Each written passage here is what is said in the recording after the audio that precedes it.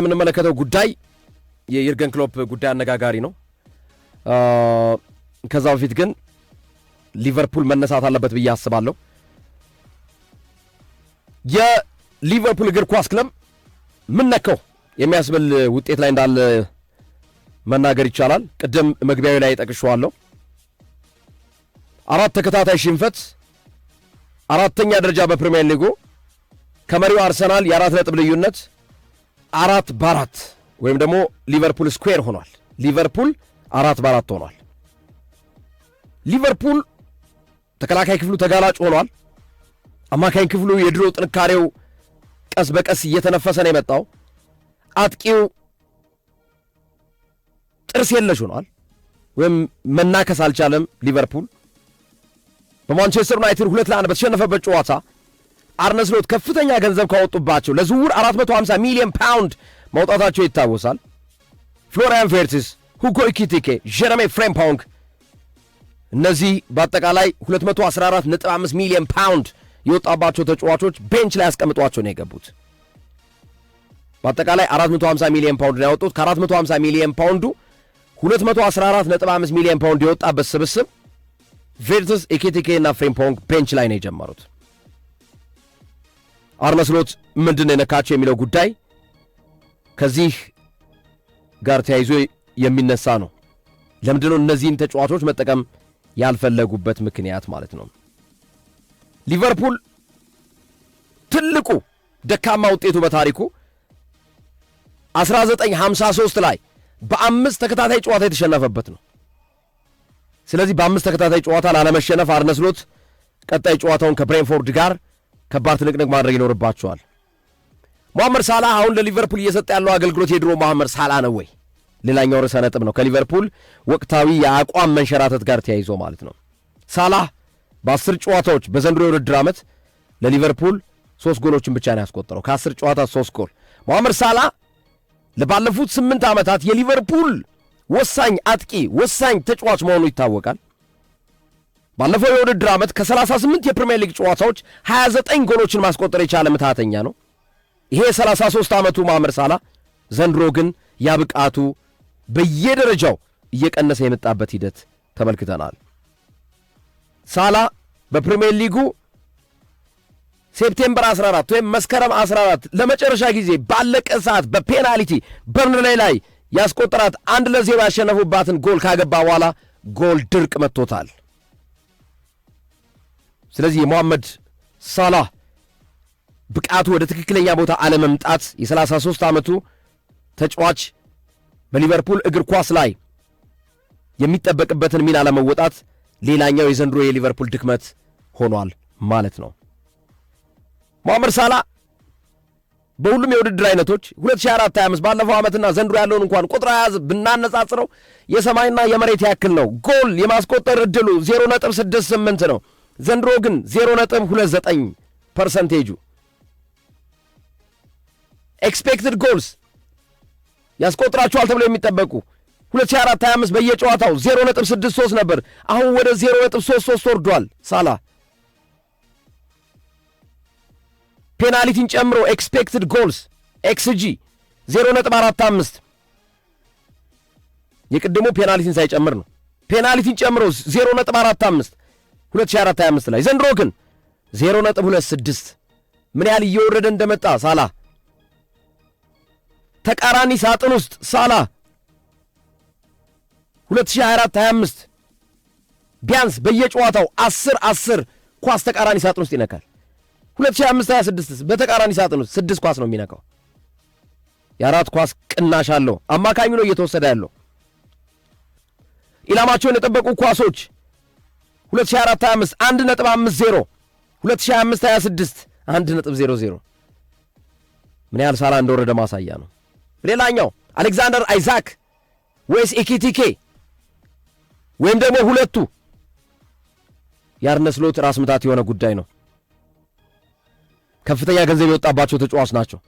ሁለቱን ማጫወት ለምንድን ነው ያልፈለጉት? አንድ እሺ፣ ሁለቱን ማጫወት ካልፈለጉ ከሁለቱ የተሻለውን አርነ ስሎት መምረጥ ያልፈለጉት ለምንድን ነው የሚለው ሌላኛው የሚነሳ ጉዳይ ነው።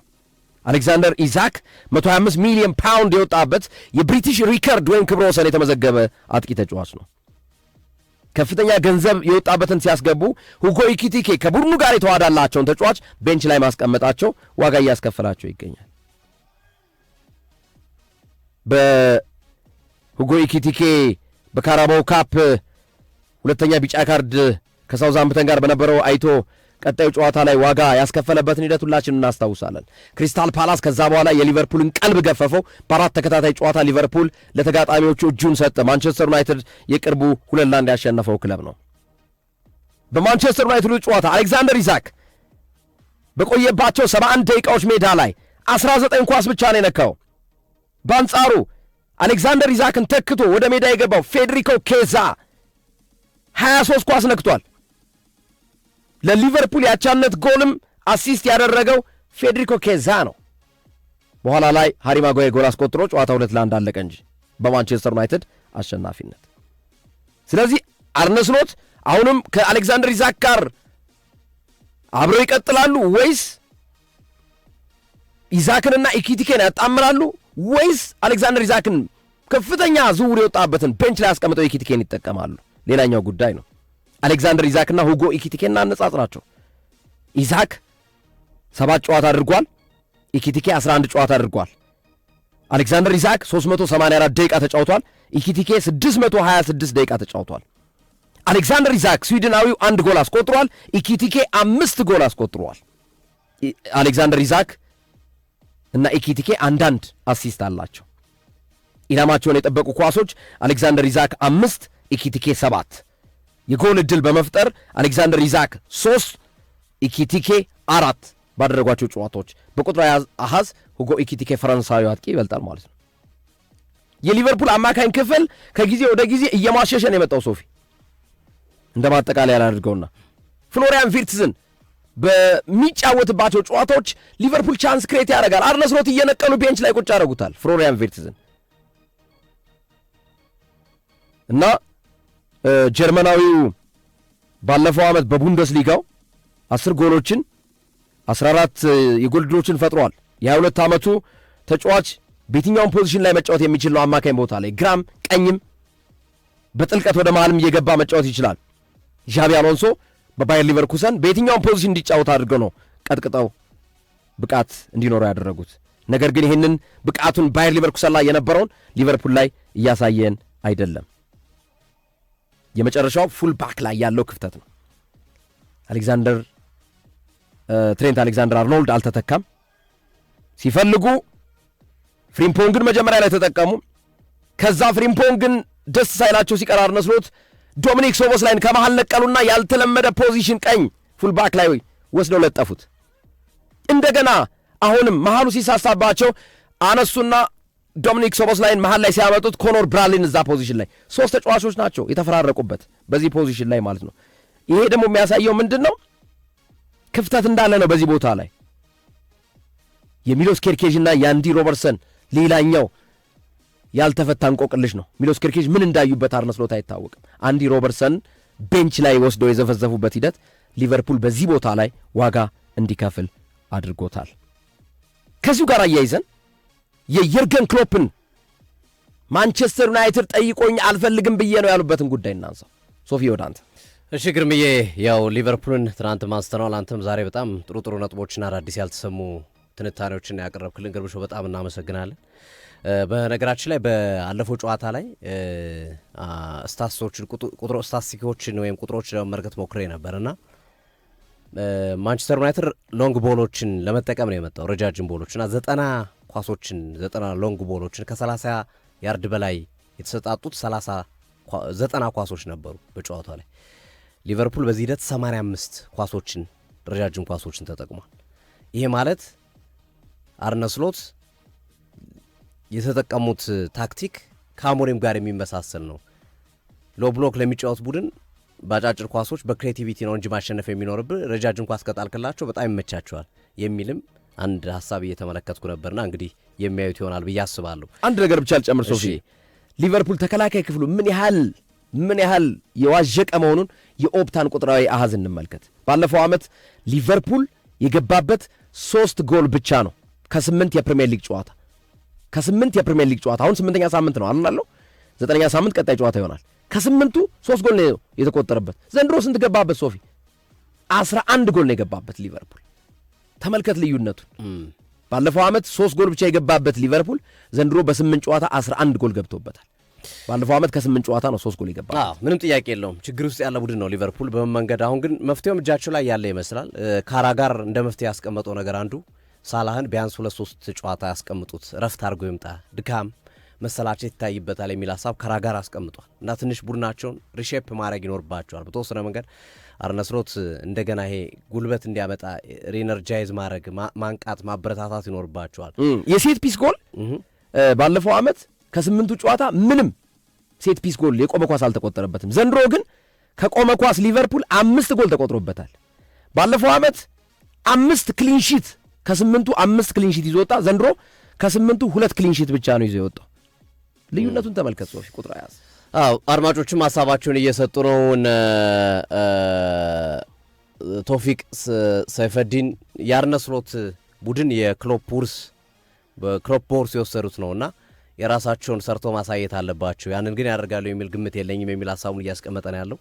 ብዙዎች የሚያነሱት ነው። ያለፈው ቡድን የክሎፕ ቡድን ነው። አንድም የጨመሩት ተጫዋች የለም። በክሎፕ ቡድን ነው ዋንጫ የበሉት። ክሎፕም ስለዚህ ጉዳይ ተጠይቀው ነበረ። ይሄ የአሰልጣኙን አቅም ነው የሚያሳየው። በአቅሙ ባገኘው አቅም ተጠቅሞ ዋንጫ መውሰዱ ሊደነቅ የሚገባው ነው እንጂ በዚህ ልክ ያስወቅሷል የሚል እምነት የለኝም ብለዋል በቃለ መጠየቃቸው ላይ። እንግዲህ ጀርገን ክሎፕ በሊቨርፑል ቆይታቸው ለቀው እስከወጡበት ጊዜ ድረስ አንድ ሻምፒዮንስ ሊግ፣ አንድ ፕሪሚየር ሊግ፣ አንድ ኤፍኤ ካፕ፣ 2 ሊግ ካፕ ዋንጫዎችን ማስመዝገብ ችለዋል እኛ አሰልጣኝና ከማንቸስተር ዩናይትድ ጋር በተያያዘ የሰጡት አስተያየት ነው ብዙዎችን አነጋጋሪ ያደርገው። በእርግጥ ወደ ሊቨርፑል እመለሳለሁ የሚያሉት ሀሳብ አነጋጋሪ ነው። በተለይ ሰሞኑን ክሎፕ አርነ ስሎት በውጤት ቀውስ ውስጥ ባሉበት ሰዓት ይህን ሀሳብ መስጠታቸው አነጋጋሪ ሆኗል። ወደ አሰልጣኝነት ከተመለስኩም የምመጣው ወደ እንግሊዝ ነው፣ ወደ እንግሊዝም ከመጣው ደግሞ ሊቨርፑልን ብቻ ነው ማሰለጥነው ብሏል። ማሰልጠን አልፈልግም፣ ግን ግዴታ ከሆነ ሊቨርፑልን ይዘዋለሁ፣ ከዛ ውጭ ግን ሌላ ቡድን ማሰልጠን አልፈልግም የሚል አቋማቸውን አሳውቀዋል ትናንትም በመግለጫቸው ላይ።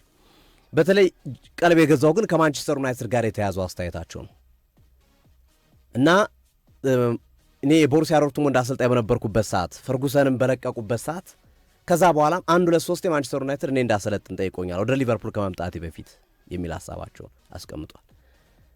እና ሊቨርፑልን የመረጡበትና ማንቸስተር ዩናይትድን የተወበትን ምክንያትም አያይዞ አስቀምጧል። እርሳቸው እንዳሉ ከሆነ ማንቸስተር ዩናይትድ የጉራ ፕሮጀክት ይዞልኝ ይመጣሉ፣ ሊቨርፑል የእግር ኳስ ፕሮጀክት ነው ይዞልኝ የመጣሉት። ይህንንም አብራሩት። የጉራ ፕሮጀክት ማለት መጥቶ ምንድን ነው ያሉኛል፣ ፖግባን እንመልሰዋለን፣ ሮናልዶን እናመጣዋለን፣ ሉካኩን እንመልሰዋለን። እንዲህ አይነት ሀሳብ ነው የነበራቸው።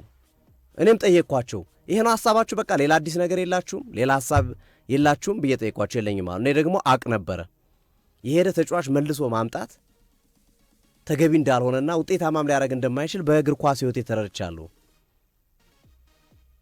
እና ያንን መሰረት ባረገ መንገድ እኔ የምፈልገው የነበረው አዳዲስ ተጫዋቾችን አምጥቶ እንዴት ቡድን መስራት ይቻላል የሚለው እንጂ በከዋክብቶች በኮከቦች ብቻ ቡድን እንስራ የሚለውን ሀሳብ አልወደድኩላቸውም እና ይዞልኝ የመጡት የጉራ ፕሮጀክት ነው። ውድቅ አረኩት። ሊቨርፑል ግን የእግር ኳስ ፕሮጀክት ነው ይዞልኝ የመጣው። እንዴት አድርገን ቡድን እንስራ፣ ምን አይነት ቡድን እንስራ፣ እንዴት አይነት አጫዋት እንጫወት፣ ኮከቦችን እንዴት እናውጣ፣ ኮከቦችን እንዴት እናፍራ የሚል እንድምታ ያለው እና የነ ቶሎ ቶሎ ቤት ያልሆነ የማንቸስተር እቅድ ወዲያውኑ ዋንጫ እንዳመጣላቸው ነው አለ። ሊቨርፑል ግን የሰጡኝ እቅድ በ2-3 ዓመት ውስጥ ዋንጫ እንዳመጣላቸው ነው እቅዳቸው የነበረው። ማንቸስተር በመጣውበት ዓመት ሁሉ ዋንጫ ማምጣት ነው የሚፈልገው፣ ኢንዶሚን ነው የመሰላቸው የሚል ሀሳብ ጭምር ነው ያቀረቡት። እና ከማንቸስተር ዩናይትድ ጋር ያልተስማማውበት ጉዳይ ይሄ ነው።